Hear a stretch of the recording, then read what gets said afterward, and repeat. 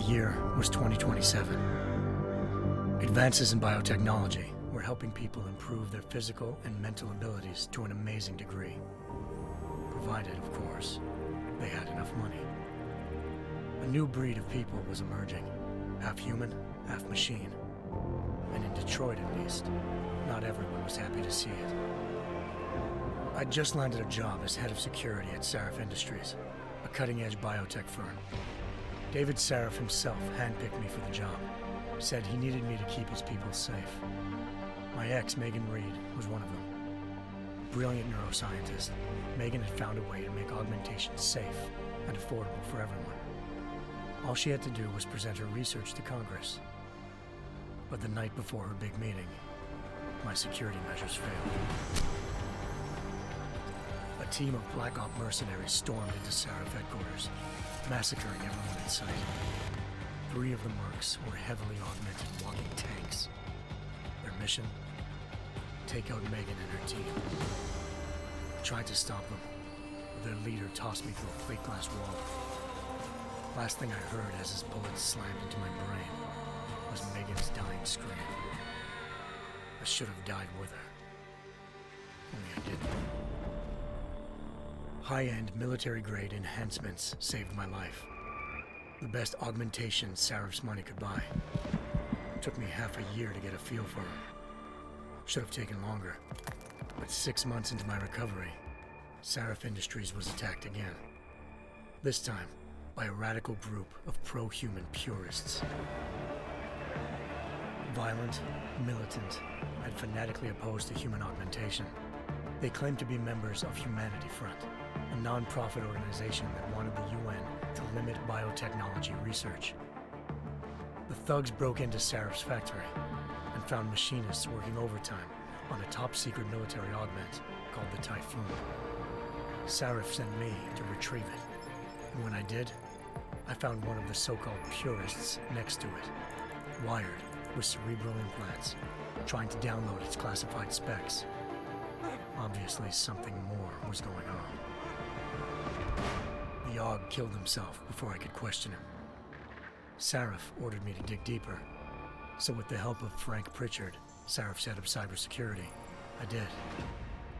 Turns out a second hacker had been controlling the Aug's actions from somewhere off-site. Pritchard and I tracked his signal to a secret FEMA internment camp in Detroit. The Black Op mercenaries were there. The same mercs who'd left me for dead 6 months before. Figured they'd try again when they saw me. It wasn't so easy for them this time. I took out the tank named Barrett, even got him to give me a new lead. A penthouse apartment in China. Of course, we both knew it would be a trap in the end.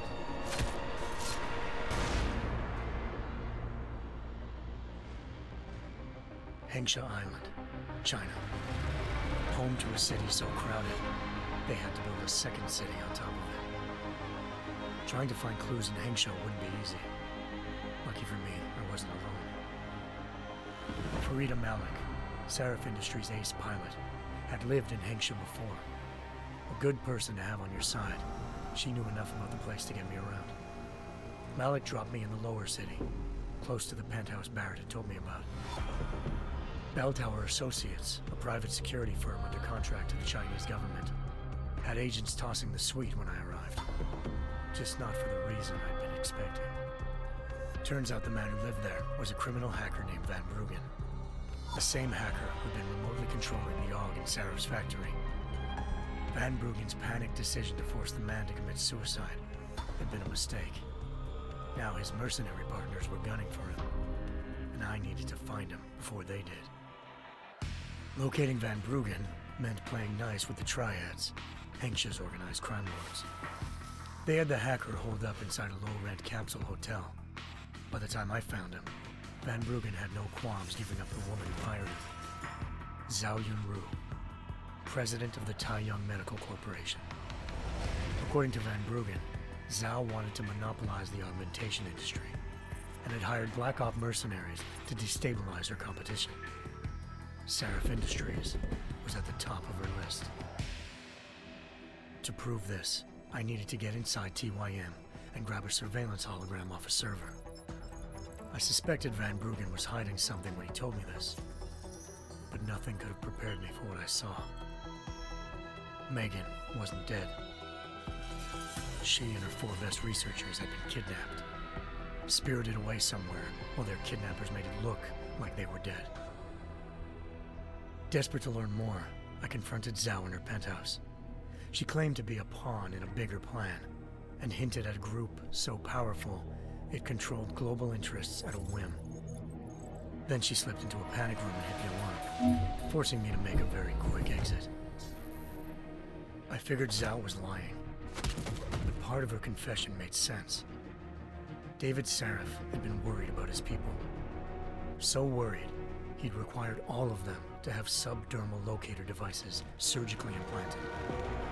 The GPLs would have been broadcasting the day of the attack.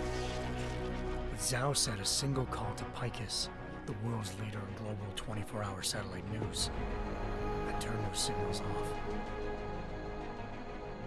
I needed to fly to Pacifist headquarters in Montreal if I wanted to learn more.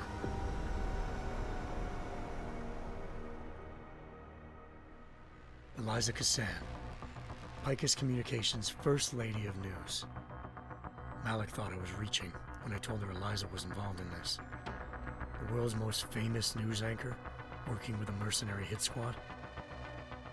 But when I confronted Cassan in her office, she freely admitted to jamming Detroit's satellites the night Megan's team had been taken. Said she's just been following her commands. I suspected she wanted to say more. But Black Op mercenaries showed up looking to shut us both down. And just like that, the Eliza I'd been talking to disappeared. The mercs were led by an augmented killer I'd crossed paths with twice before, Fedorova, a woman who'd made silence her best friend. She waited for me to track Eliza's transmission to a secret server room underneath the Picus complex, then jumped me from behind. A deadly fight ensued. I made sure she never moved silently again.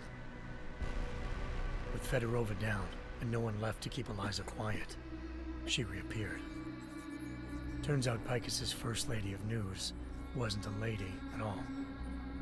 She was a sophisticated AI program, engineered to monitor data streams and control what people believed. Eliza told me the mercs had brought in a Humanity Front doctor named Isaiah Sandoval to remove the scientist's implanted tracking devices while Detroit's satellites were down. She also told me to speak to David Sarif if I wanted to learn more. By the time Malik and I got back to Detroit, tensions between normal and augmented citizens had reached a flashpoint. Riots were breaking out in several cities, and the UN was being urged to intervene.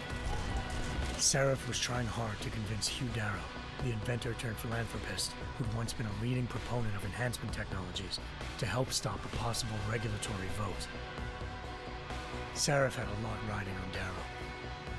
Megan's discovery would have given millions of people the chance to evolve beyond their normal human abilities, and at the same time catapulted Sarif Industries to the top of the Fortune 500.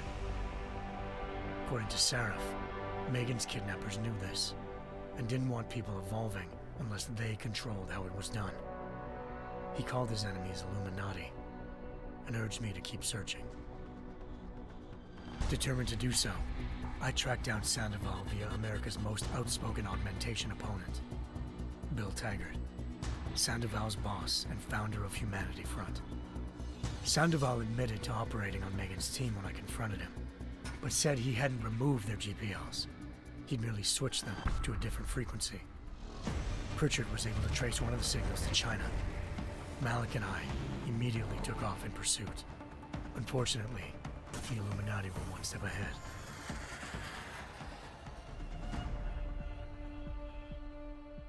Ambushed. Shot out of the sky by Bell Tower Associates, seconds after entering Hengsha's airspace. Malik's piloting skills saved me. After a tense and bitter struggle, I escaped into Lower Hengsha. The tracking signal I was following led straight to the Triads, or more specifically, to the augmented arm of Tong Si-hung, leader of a gang of augmentation harvesters.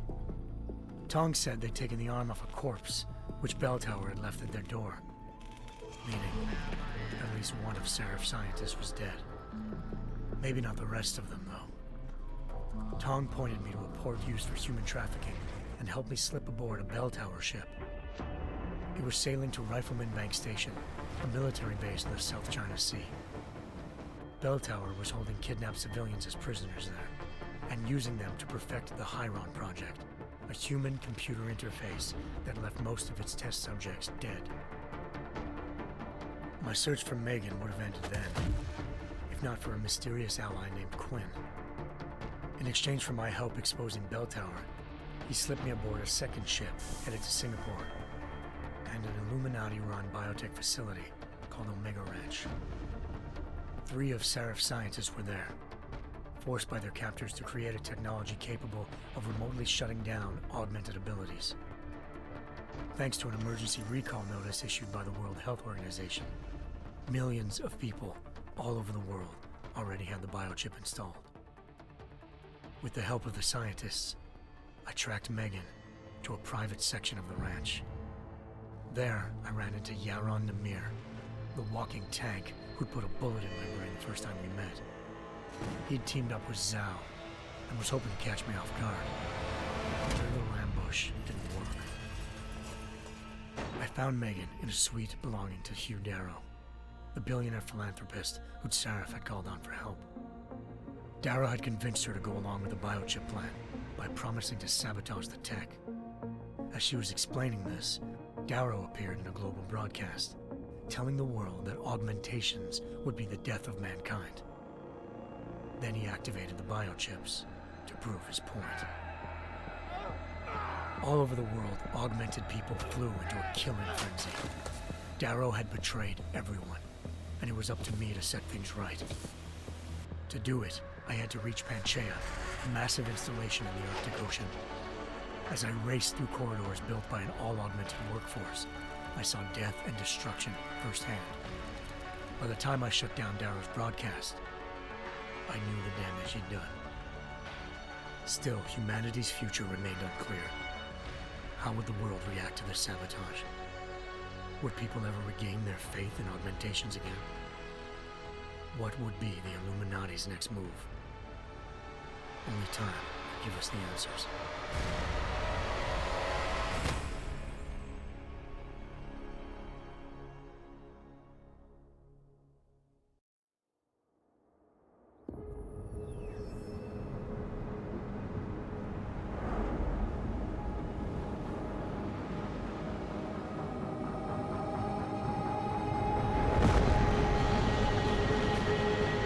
I once thought I could save the world. Now look at it.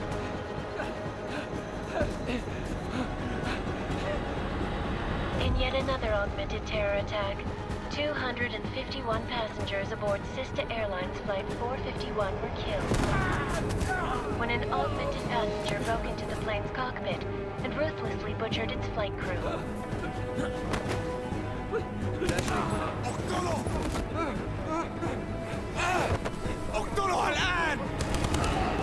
Details recovered from the black box recorder suggest that the man may have been suffering flashbacks to the AUG incident.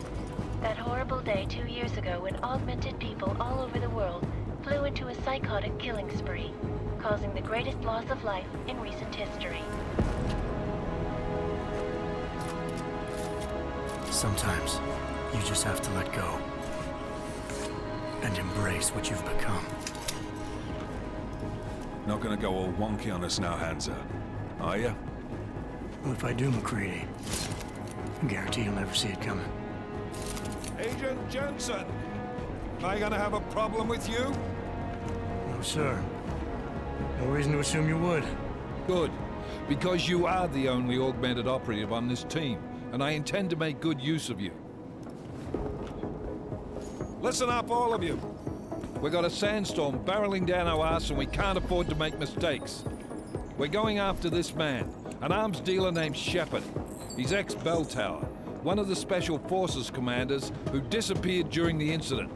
And he's come out of hiding? That cannot be good. It's not. He's selling weapons and military-grade augments to terrorists. This is Aran Singh, the undercover agent who lured Shepard out of his hole. best UC Interpol's got. For 3 years he's worked hard to get in tight with the Jinn, an Iraqi smuggling cartel that's infected the Eastern Hemisphere like a plague. Last week, our arms dealer sent a message to the Jinn, offering to sell them a shitload of black market merchandise dirt cheap. They told Singh to handle the buy. They're not gonna like it when Interpol disrupts their party. Singh's cover really that good?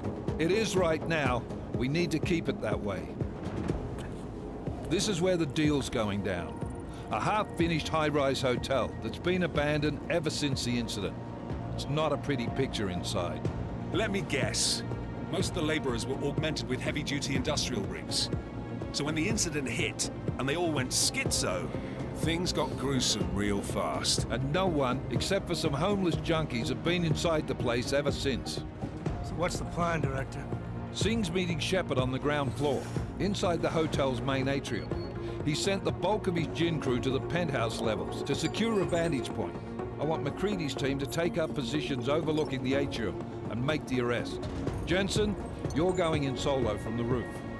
My objectives? Keep the Jinn from joining the party. As far as we can tell, only one route connects the atrium to the penthouse level, a halfway decent elevator shaft. Here. I want you to block access to it. Fine. Just cut me loose. Do you plan on relying solely on your augments for this one? I'd recommend taking a little hardware, just to be sure.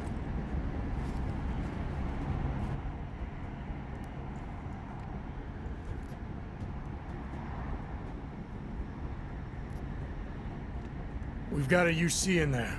Might be easier to maintain his cover if he's not the only one still breathing when this is done. Smart thinking. Yeah, but if anything does happen to him, you'll be telling his wife. After you get out of the hospital, of course. What about range? There's lots of wide spaces and high ceilings in there, but a number of tight and constrained rooms too. So it's a crapshoot, really.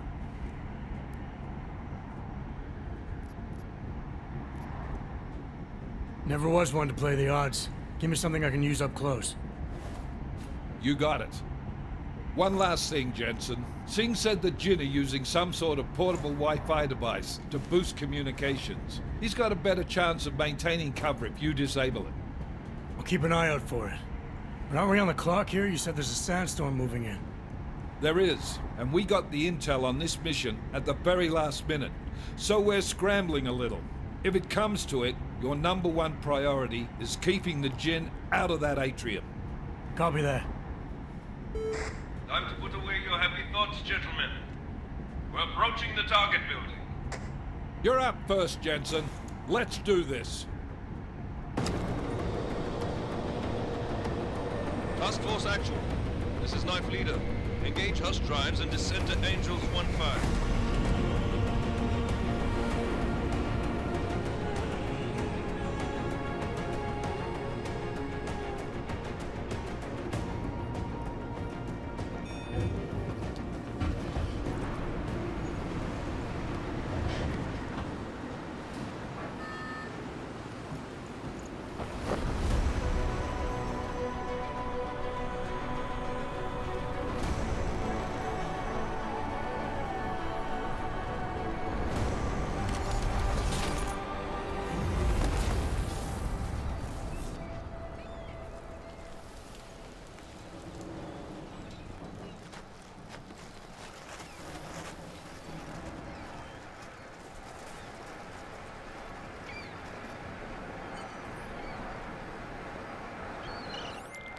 Team leader, this is Jensen. I'm on the roof. Solid copy.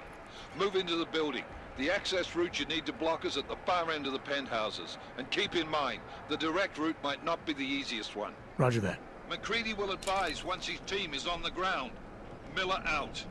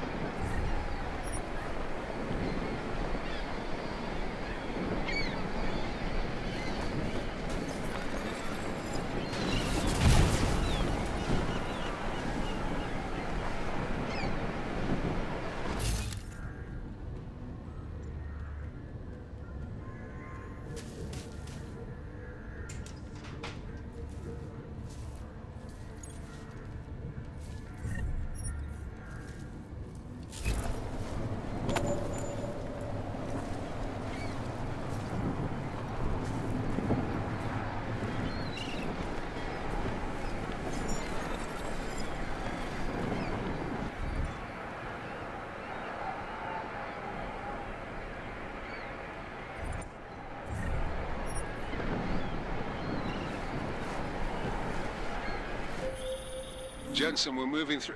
Oh, fuck! What's wrong? The Jinn have got a few Jennies up and running. Gonna have to hack keypads. You should enjoy it, McCready. They have colors and shapes. Just remember, red means bad. Fuck you.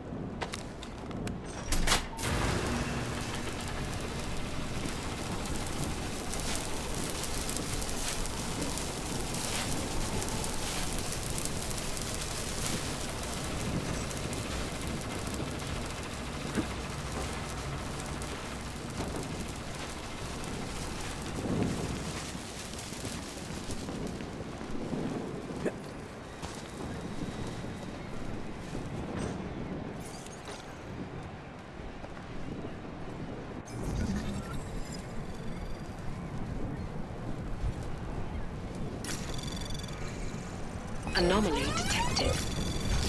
Trace program initiated.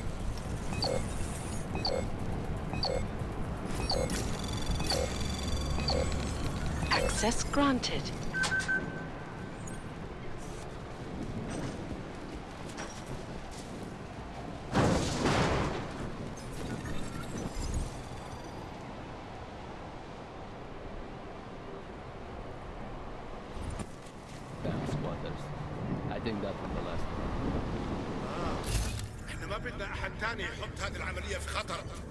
فيصل تاجر الأسلحة.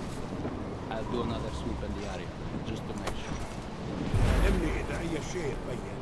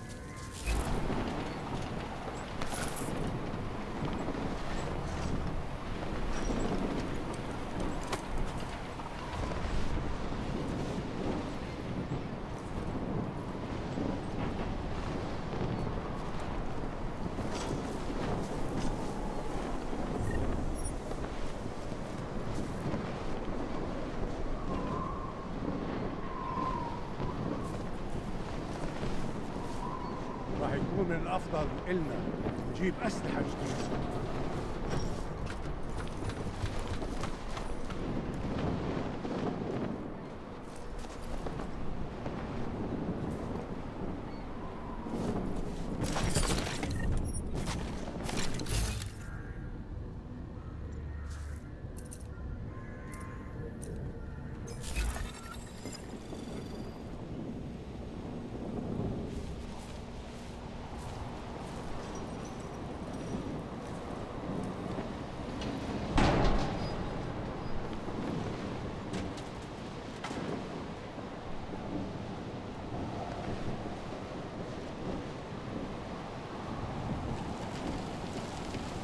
هذه الصفقة للأبد.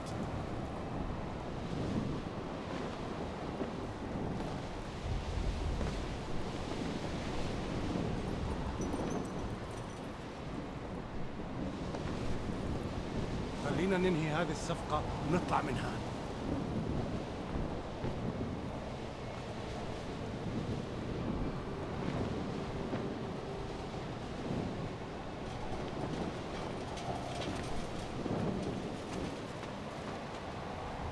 الرياح بدأت تعصف. مصيبة. ما فيش وقت. ايش بتعمل هان؟